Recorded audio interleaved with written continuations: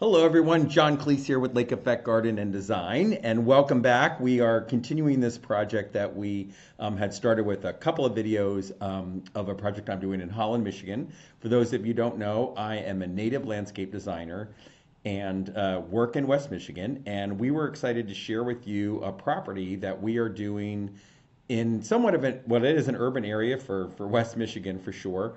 It's a corner property. You can see here it's got two sidewalks that surround the property. And in the last video, if you go back and check, we were working on the hellscape or the hell strip, so to speak. Not not the hellscape. No, just the hell strip. Otherwise, this is a great project, and I'm looking forward to it. Oh, that's so funny. But the hell strip is the area between the road and the sidewalk. And obviously, for those of you that know, these are, the dogs are walking in these areas, kids are riding bikes all over them. Here in West Michigan, we get a lot of lake effect snow. So, of course, that means they need to be salt tolerant because you've got plows that are going to be continuously slamming snow up over the sides of the road here where this hell strip is. So we went through some of those, but I'm going to go ahead and before we move on to other parts of the plan, what I would like to do is I'm just going to bring over my presentation that I had to this client, and I wanted to just review with you all of the hell strip plants that we're going to use. So I'm going to back this up a little bit here. And so this is the hell strip. So this is and I'm going to make this, I think I can make this a little bit bigger so you guys can see. Oh, that's funny. It's going the wrong way. Okay, so sometimes shrink means big. So there we go. So I use Real-Time Landscape Architect. So here's a little bit of a 3D of what this hell strip will look like. Of course, not everything is going to be blooming at the same time, but that's just the way it is when you have it set on sort of the summer version of the 3D.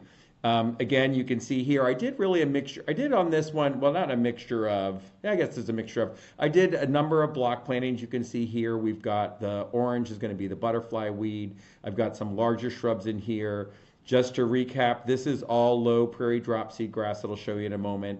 And this is on one of the corners, so we actually have a lot of grass there because we wanted to make sure that there is a line of sight for people that are coming around the corner. So let's talk about all of these plants that are in this program. And I'm not sure, I'm going to move this over here too. Okay, so we've got bearberry, which is great. It's kind of like, you can almost think of it as a creeping boxwood hedge that's on the ground. It gets these beautiful little red and yellow leaves in the fall, and it's got these great red berries, and it is evergreen. So I discovered this plant last year. I'm starting to use it a lot, especially for areas that are really crappy soil, very sandy, very dry. So that's going to be in here. We've also got blue false indigo. If I click back up here, blue false indigo, again, it's not super short. It's also not and that's not the tallest native plant that you can have, but it is a beautiful early blooming plant that really looks like orchids. In June, gets about 3 feet high, and I am staggering them here in the middle. These are what these are here, right here on the plan. They are not on the corners. People should be able to see through them. It's okay that I've got some taller plants between the sidewalk and the road because nobody's turning here. So I thought that would be nice for some more height in this garden. Then I have some of my workhorses are butterfly weed, which we talked about before, and eastern prickly pear, which is a native cactus here in Michigan, that actually grows quite vigorously as I've done more of my research. So I'm excited about that because it's a more expensive plant to buy versus the regular plugs. This I have to purchase in usually like a 2-inch or 2.5-inch. But I can plant these at almost 3 foot, maybe even a little bit more on center. So I'm not going to have to use as much of these to really get the spread that I want along the hell strip. I'm also using lance-leaf coreopsis. I've got narrow mountain mint, narrow-leaf mountain mint. Those of you that have seen my other videos, I use this a lot in native designs where we've got a heavy deer browse. Now, this property is in West Michigan, but they are isolated by 2 roads, and so the likelihood that deer are going to be there eating isn't great. But we're going to use it anyway because I love the color. It's a great plant, and it really is a bit of a workhorse. We've got nodding wild onion, which will be on the ground, part of the ground cover as well. We have orange coneflower. And here's one of our main grasses that we're going to be using, the prairie dropseed grass, purple coneflower, which of course is like the poster child for all native, sort of native plants. Rough blazing star is going to be shooting up in between the planting. So while it is tall, it's not thick, so it's not going to be a visual wall between the sidewalk and the road. I think it's going to just add some nice height. It's beautiful texture. The spotted bee balm, which to me is just beautiful. It looks like I find it looks like little pineapple plants.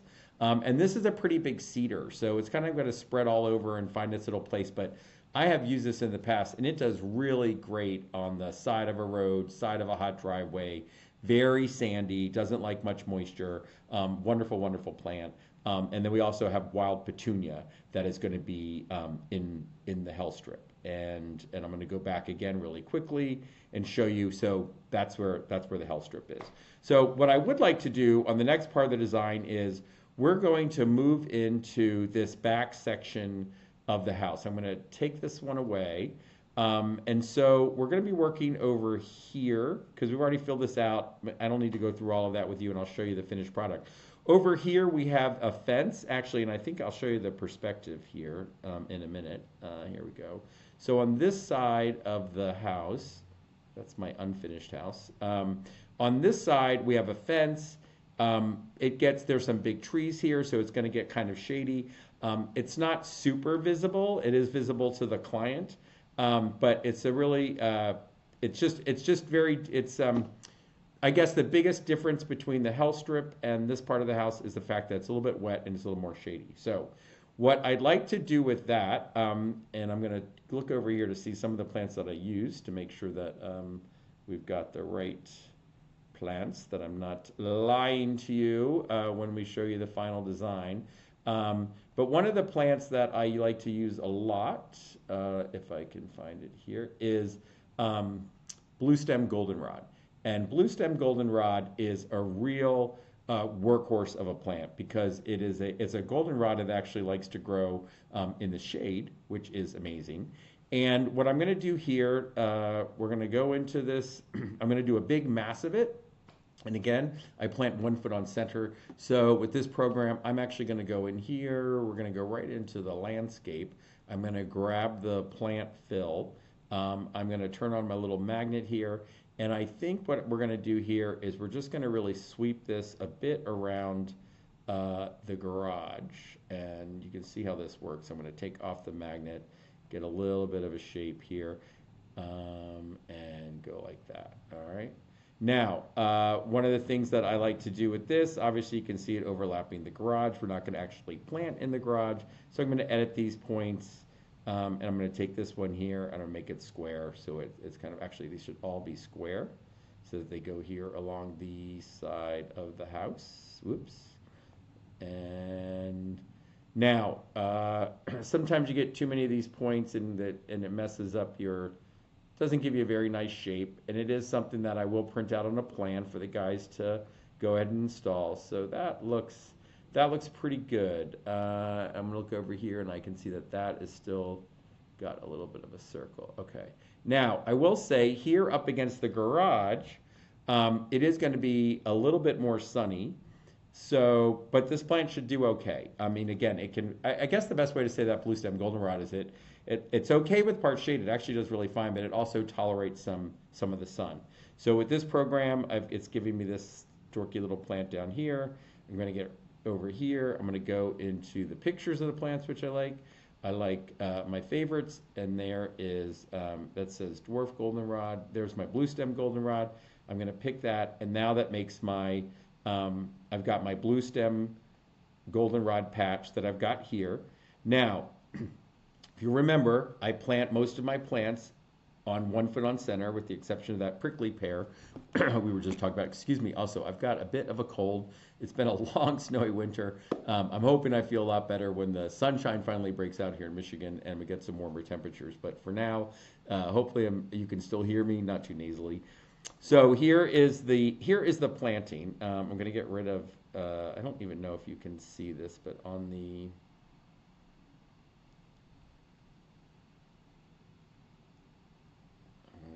take this over here. Uh, one of the things I plant 1 foot on center. So just like I've done with shapes before, it gives me my square foot. So you can see here, it's 316 square feet, right? So I know that I need 316 plants. So right now it's got, this here has got a max plant. So I can go over here and I can just put in the number 316 and it's going to tell me how many plants are actually in there. It says total plants 214. So what that means is my symbol is too big and I have to decrease part of my symbol. And as I decrease the size of my symbol, you will see that it doesn't do anything up here, which is, let's see, go back over here. Actually, I need to go to my plant, sorry. I need to, right now it says the current width of that is 1.8 inches. So I still got the 214 up here. So I'm actually going to take the starting age down, and you can see it got, I took it too far down. It's got 385 plants. So here's a couple things what I can do. Rather than mess with this the whole time, I can say 1.5, right? 309. Again, our square footage for this is 316. If I make it a little bit more, let's say I make this 1.6 for the size of the plant. Oops, sorry, make it a little less, 1.4, right? 1.4 gives me 363 plants. If I put in here 317, the program's going to space it out. Boom, it does it. Now when I print out the legend, which I haven't showed you guys before, but let's go ahead and do that now. If I go back into my plant detail, I do the plant legend. There it is. I've got my 317 blue stem goldenrod. So that's going to help me when I am calculating all the plants that I need for the client, obviously. All right, so we'll get rid of that. So that's blue stem goldenrod. The other plant that I've got in this plan, again, I'm looking at the one that's done, just want to make sure we're using the same thing, is big leaf aster. So big leaf aster is going to do better. Again, they're not on the plan here, but I've got some big trees here. And again, and it's between the neighbors, so this really is a shady site on this side of the garage. So I actually should say it is a big difference between this hot, sunny hell strip on this side.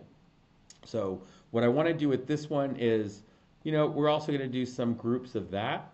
So let's go ahead and go into my landscape. I go into my plant fill. You can grab a shape in this program, which is kind of nice. I can take whatever. I can grab a little bit of an oval here. And I can put it in here, whoops. And we can also stretch that out if we want to, so I can edit my points. I can also insert points, so I can take a point here, and I can bring it in, I can sort of fan it over and make a little bit of a shape like that, right? So I actually also want to bring this onto this side. So first of all, let's go ahead and get this with the right plant. So what I say I'm going to be using, I'm going to use the big leaf aster on this one. So I'm going to go over here. I really don't know what to do with this little navigation thing. Put that over there. Pictures, and I'm going to do, is my big leaf aster in here? Big leaf aster. Let's go see where you know what? I'm just going to search because I know I have it. Big leaf, and I'll hit big leaf, and there's my big leaf aster. And then boom, I do that. So same kind of thing. I've got my shape there. Let's go down and see it's 170 and a half square feet. So I need 170 plants. So I'm already over 200.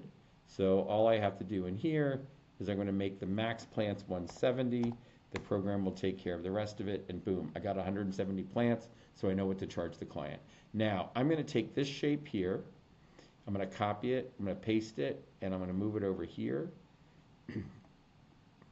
And just a little bit of a short trick, I'm going to edit my points, I'm going to insert points, I'm going to put this little magnet on, I'm going to take this guy, I'm going to make him square, and I'm going to grab him to the side of the house. I'm going to take this one, put that on the side of the house, I'm going to insert a point here, and I'm going to bring it up into the corner, and make that one a square shape. And so then what we want to do is really we want to follow the curve. I'm going to take the magnet off. I want to follow the curve of these plants. They're going to be overlapping a little bit. It's not an exact line. And go like that. And well, let's just see here. We'll do one more in here. So we'll put that. So that looks, I think that's really good. We'll do that one. Now, again, we need to check, make sure everything. So I got 167 square feet. I go up here, it says 1670, so I can go over to here and do 167. And now I've got that. So when I go to my plan detail and I do my plant legend, I can see that I've got my 337 big leaf aster because it's adding both of those things together. And there's the rest of the plants that are there along with some of the stuff that's in the health strip. So, all right. So that's sort of that's what we've got for the shade. And then one other big, so there's some other stuff, but what I would like to do is show you the what I've got for the shadiest part of the area.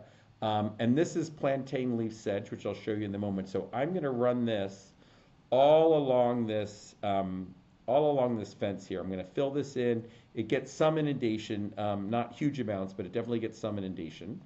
And I'm going to go up and we're going to do the same thing. We're going to go to landscape. We're going to go to plant fill. I've got the straight line here. I'm going to take it along the fence. Now this gets really sunny here on the side. So it's really just the side that is shady. So again, sunny, sunny, shade to part shade. So I'm going to take this right about to here. I'm going to take it up to the house.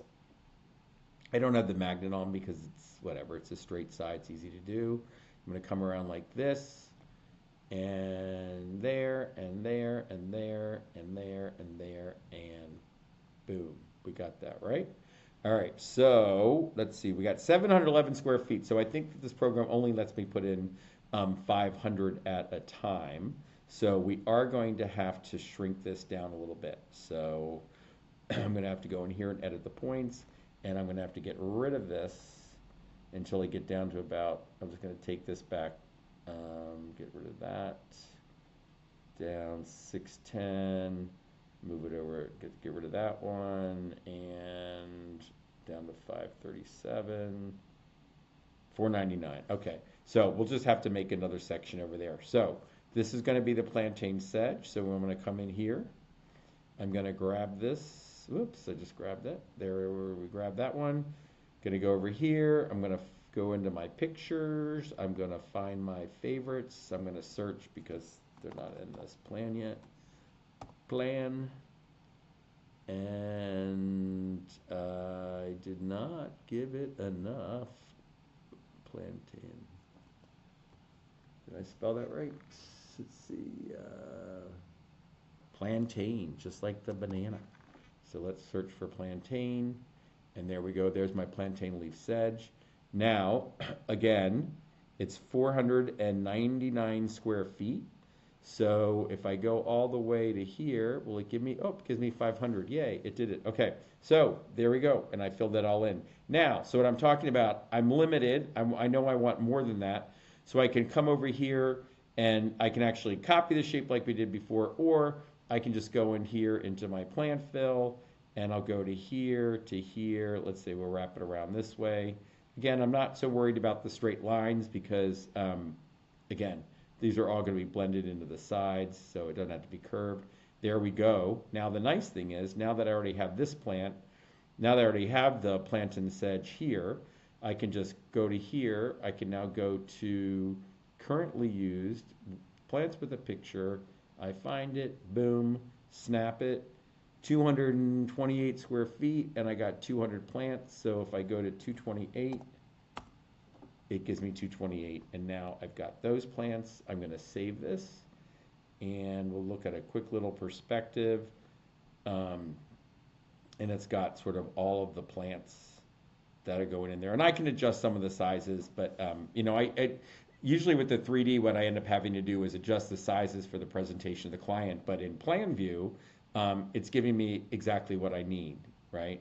Now, let me bring over the, I'm going to bring over the master plan again so you can see what we actually just did.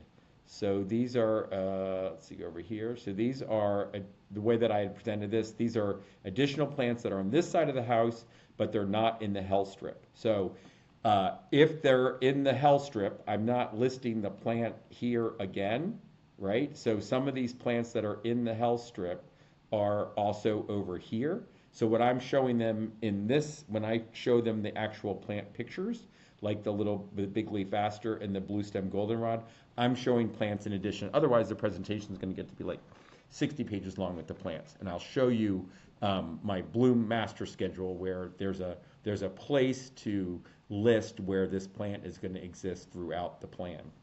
So if we look at this really quickly, here's the additional plants. Here's what the side ended up looking like. Here's the blue stem goldenrod. Here's the big leaf aster. Here's the plantain sedge that we put in. And then this, because it's more sunny, right? So I'm leaving the trees that are inside this side of the house, and I'm back into this is the alleyway of the house.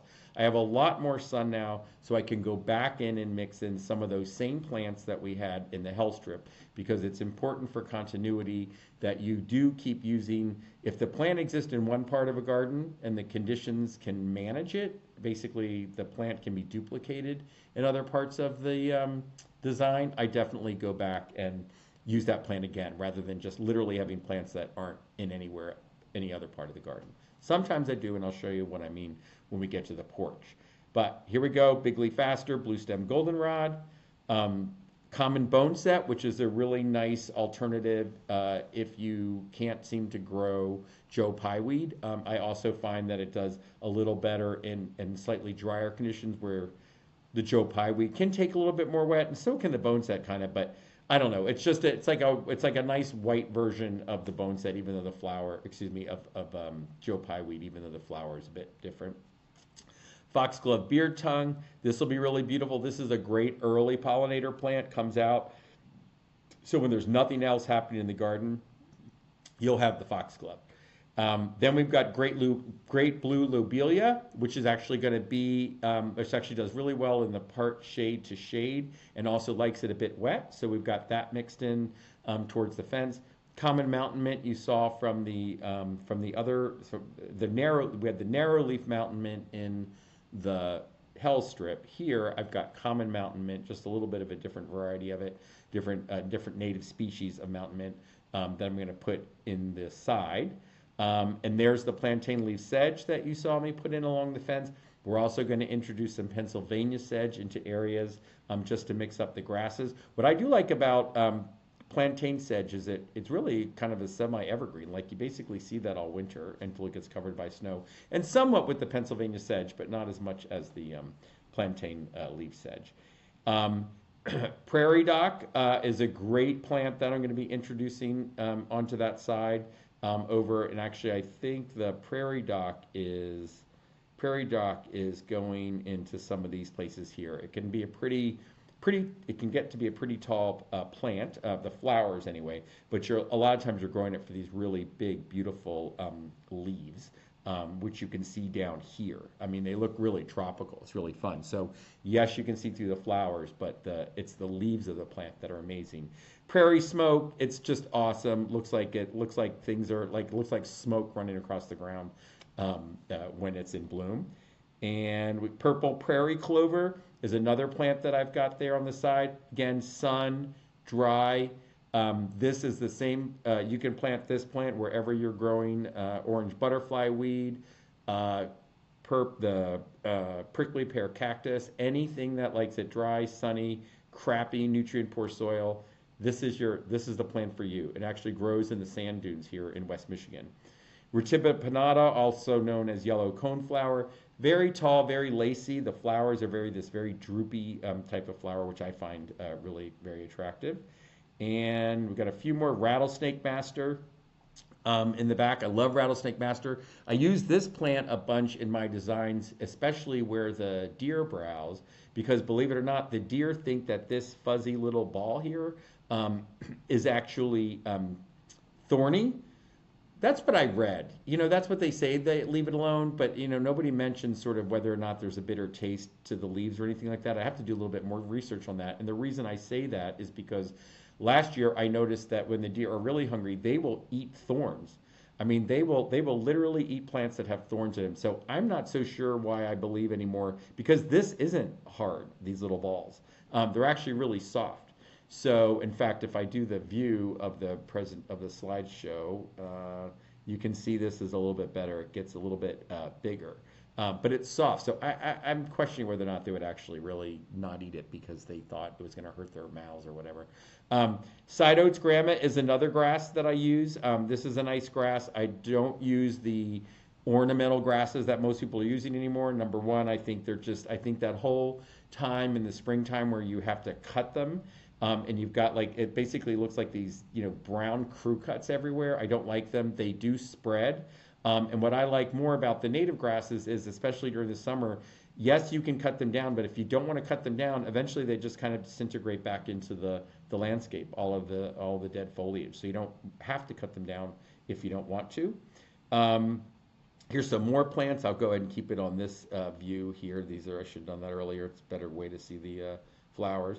But sky blue aster. I do have Joe Pyeweed that's also going to go into that section of the garden. And I think that is it. All right, so there. So we got a lot of plants. I'm going to shrink this right now. So we have a lot of plants that ended up being on this side of the garden. And if I bring in the finished area, you can see here, so this is what this area looks like. I'm going to move this over. So this is what this area looks like now when it was all completed. Again, there will be grasses in here. This won't be white space. And let me show you the perspective of this. Of the SPAC here. Again, it's, 3D is nice because it shows the client, especially like on this one. Now, the design I'm working on in front of you, was an earlier one that I grabbed so that we could play around with it. But you can see this is what the house looks like. Now, again, it is not going to look like this. You can see my, that's funny. I'll tell you in a minute why no, I don't have stairs into nowhere. It was something I played with on the plan view that didn't come out in the 3D. But anyway, you can get kind of a concept of what this stuff is going to look like, but it's nice for clients to be able to visualize their house with the landscape, which is really helpful. So while it will never look like this, and I wouldn't want it to, because to me it looks like Disneyland, and that's just a lot of color and not everything blooms at once, it is helpful for the clients to see what that's going to look like for this one. So, all right. So we have done the hell strip, but actually let's take another look at that one. So you can see here is the hell strip along the side of the garden, right? We've done the hell strip, and we've now done this side here. This is pretty similar. In my next video, we'll finish up and we will show you the front. And the front gets a little bit different because if you'll notice here, I've got the front porch. So this is the one, and it's actually, if I take you to the perspective, so we got some height on this front porch, right? So what I love about this one is this is where I can finally use some of the taller plants that I really love, which so many native plants are prone to getting. It's actually harder to find native plants that are smaller and shorter in stature than it is to find ones that can grow 5, 6, 7, 8 feet high, which we are definitely going to do off the corners of this porch here. So there you go. Again, my name is John Clese. I hope you enjoyed this video. Lake Effect Garden and Design is my company. I hope you will like these videos. I hope you will go to my website and find out more about, of course, I have nothing. Actually, you know what I'll do here? Sorry with this. Like I said, I'm a little bit under the weather, and I don't know if I go to the Holland presentation. I'll put this up on the screen. So again, I'm John Clese, Lake Effect Garden and Design. Feel free to email me, john@lakeeffectgardenanddesign.com. If you have any questions, again, like the videos, I hope you'll return. And the next video, we will wrap up the plan. Thank you.